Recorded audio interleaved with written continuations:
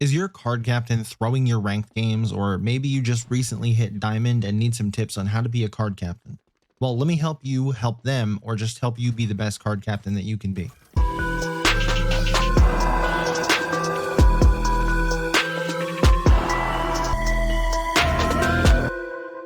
Hey guys, Nightfall here, and across nearly 300 hours that I've put into FragPunk, a lot of those hours came from diamond rank and up, but I'd be lying if I said I hadn't wanted to punch air because of some of my card captains. I've probably gotten mad more times in the card selection screen than I have during the actual game, which is saying quite a lot. So the best way I can teach you how to be a card captain outside of telling you just come by one of my streams and watch me make these picks and ask questions is to walk you through a game that actually happened where we lost 1-6, and just note that I wasn't the card captain of this game, so don't roast me. So obviously with over 200 shard cards in the game right now, this won't account for every single scenario that you're going to run into, but I can try to give you the basics and what you need to pay attention to and watch out for during each round. So let's look at round one and talk about some things before we even pick the cards. If you're not familiar with this screen, you're probably not diamond, you're probably plat or lower, in which you would have the normal 3 cards show up and you would all have your own shard points. So this is the first difference when you hit diamond rank, is that you need to elect a card captain, which you'll do on the screen just before this. As the card captain, you're responsible for picking the cards and managing all of your team's shard points. So there's a lot of info you need to take into account when being the card captain, and you don't really have all that long to do it. So sit down, pay attention, class is in session. The first thing you need to check is how many points you have and how many points the enemy team has. Yes, both are important. Since this is the very first round of the match, both teams start with 5 points each. The next thing you should be checking is who's picking first. So in this scenario, my team picks first because we're on attack, and we get to pick 1 card and then the enemy team picks 2. So looking at these 8 cards, we need to determine what's going to be the best ban and what we think they'll ban. So they're on defense and my team is attacking. Realistically, there's just 2 acceptable bans as the attacking team here, and it's either invisible traps or vampire bullet. Me personally, I would ban invisible traps because you do get to pick first, and from their perspective, they would want to ban either vampire bullet or piercing bullet. Either way, you get one of these cards. If you get vampire bullet, I'd dump 3 in there in hopes of taking quick start next. And something else you need to monitor through the in-game phase is how they play and what their team comp looks like. Sure, they can always react to cards and change off of certain lancers for that round if a card is in effect, but a lot of the times they just don't, which can really put them in a bind some games. But let's move on to the second round. So here a lot of info remains the same, except now we have a couple more points to spend on cards. So immediately you should recognize the Phantom A-Site card as one of the stronger cards in the game right now. But again, since we picked first, they'll probably ban that card so we don't take it. And the one we should ban is time saving skill. We don't need them taking a bunch of time off with their abilities, which if done correctly, could essentially cut the round in half. But that should leave us open to taking Health Club for 5 points, meaning we won't be able to take any other cards this round, but we can at least save our 2 points to go into the second round, which by the way, I ran across one person in a pretty high ranked game trying to tell me that points don't carry over in between rounds, and I've never met someone so passionately misinformed in my life. Boy, was he adamant about that one. But they do, I promise they do. So don't be afraid to save shard points if cards just don't make sense. But anyway, let's move on to round 3. So this round we have 9 points, and still picking first here, I'd want to ban the bigger bombs card because if I don't ban that and we don't take it, they'll probably take it. Now, they will probably end up banning converter camo here, and that's fine. If they don't, they're actually dumb. So what we'll do here is take free refills. 1, because more skills is good, and 2, just so they don't get it, because that would be an absolute nightmare.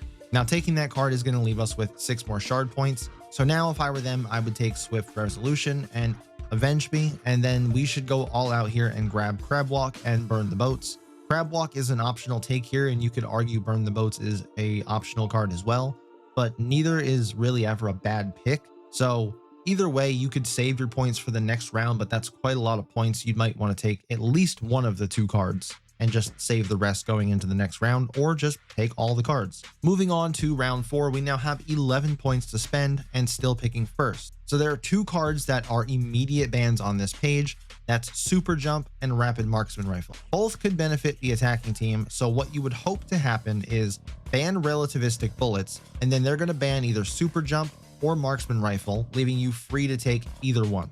In most cases, they're going to end up banning super jump, which is going to let you take rapid marksman rifles, which is just an OP card, especially if you're decent with a marksman rifle. And then they're probably going to take projectile scan and powerful strike, because those are just two great cards for super cheap and they don't have a ton of points. So now that we have 7 points left and get 2 picks, but nothing is really standing out here, you could dump a few points into debuff and also take short exposure depending on what sort of team comp they had. You know, if they had maybe a sonar that you keep getting scanned by, it could be a good idea. But overall, I think I would throw like 4 into debuff and save the last 3. Then into round 5, and here's where things get a little bit more complex, but not really complex. You just got to pay attention. After this round, all of your points reset. So we have 8 points, so spending them all here would be ideal. There are quite a few routes you can go here, and they'll more than likely ban Secret Planting because it's an OP card, and at 2 shard points, it's just an insane pick if somebody were to get it. This card definitely needs to be like 4 points at least. But the question now remains, what do we ban? Well, some might say to ban Fragile Converter, but that leaves too many good cards for them to take, even after we pick one of the bottom 3 cards on the left. The number of times I've actually seen the Converter destroyed by having this card, I can count on one hand, and I've played a ton of rounds of this game. So if they want it for 4 points, probably just let them have it. I'd probably ban Clone Tech here because it's more beneficial to defense, and you definitely don't want to go against a 5 stack of all nitros, or 3 nitros and 2 pathogens, or some compilation of that combo. So that means we should be taking Feral Hogs, and now if they're smart, they're going to take Lucky Bullets and Soul Cairn on defense, leaving them with 1 point, which is going to go to waste, but what can you do about it at this point? So with our last 4 points, really all we can take is Whetstone, which again is going to leave us with 1 point.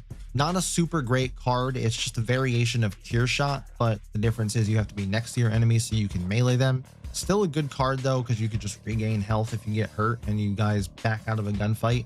But now let's move on to round 6, and you can see sides have swapped. We are now on defense, and we start with 5 points. The other change here is that they now pick first. So this round could go a few different ways. Attack would want to ban either Full Moon or Thorn Trap, which let's say they ban Thorn Trap. Most of the rest of these cards do end up helping defense a bit more. So since they pick first, you would want to ban either Haunting, because if you don't, they're probably going to take it, or maybe ban IP Theft or Origin Detection. Since all of these cards are 3 points and each team is only going to be able to take 1 card this round, it's probably smarter to ban Haunting here, which means they probably end up taking Full Moon, and then defense would take a short ban. In most scenarios on most maps, anytime you can ban anything, it's a good idea.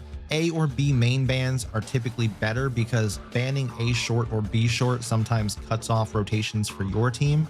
But personally, I don't think it's ever really a bad idea to ban a route, whether it be short or main. Then we move on to the final round here because yes, we do end up losing this round. And you could see that we have 10 points to spend, and being down 5-1 means that any round could be your last round, including if you manage to come back and get it to 4-5, since if you win that round, it's going to go to a duel anyway. So in my opinion, you should be spending the max amount of points that makes sense in each round moving forward here. So a lot of these cards here help out both sides, but Eagle Eyes is probably the way to go here for the ban on defense, and then attack will likely ban either Chain Reaction or Turtleback. You're going to pick whichever one they don't ban, but let's say they ban Turtleback because it also sometimes acts as Turtle Front too. That is assuming they don't ban one and take the other. If I was on attack, I would take Bad Knees here, which would then leave us open to taking Chain Reaction. And then you could either take Freeze Bullet or Psychic Link. And let me tell you why I'd take Psychic Link over Freeze Bullet here. It's going to leave you with 3 points left, and all the remaining cards cost just that much. So you're guaranteeing you get at least 1 more card. Plus, normal bullets already slow down your enemy as is. Freeze Bullet to me is just a waste of shard points, unless it's just the last card that you can take and it's the last round and you just have the points to spend. But since they should have 5 points left after taking Bad Knees, they now probably take Freeze Bullet because, well, they're idiots and most of them probably don't watch this channel, leaving you with either free-for-all or safety glasses. And this is where knowing team comp and how they play becomes crucial. If they've had an over-aggressive Corona that you've been struggling to deal with because he just jumps and dashes over the whole team, flashes you and kills 2 or 3 of you, you might want to take safety glasses. Also, if they've been using the Flasher utility pistol like crazy, might be a good idea to get the sunglasses. On the other hand, since we've been losing every single round, a lot of us might be out of our ARs or LMGs. So free-for-all could be a good pick too. The third option here is to save them and go all out in the next round. That is assuming that you make it to the next round and get good cards that round, but you could also be throwing those 3 points in the trash should you lose the round. Like I said, this won't account for every single scenario that you're going to face in this game, and if your card captain is picking bad cards, instead of being toxic and telling them how stupid they are, maybe try explaining in a calm tone why you think it was a bad pick and what pick you thought could have been better. And when the prep phase ends and the walls open up, maybe shut the fuck up and play the round, because there's nothing you can do about it now. But if you want more card captain tips, or maybe you like this style of video and think I should do more of these, like a once a week type of thing or something along those lines, let me know down in the comments. Leave a like on the video, consider subscribing to the channel, or even swing by the stream. I try to stream daily for as long as I can, usually starting around 6 p.m. Eastern time over on Twitch and also right here on YouTube, which you can find the link for Twitch down in the description. Right now, there are drops going on for FragPunk, so if you haven't gotten those yet, definitely come by and hang out, and I'll catch you guys in the next one.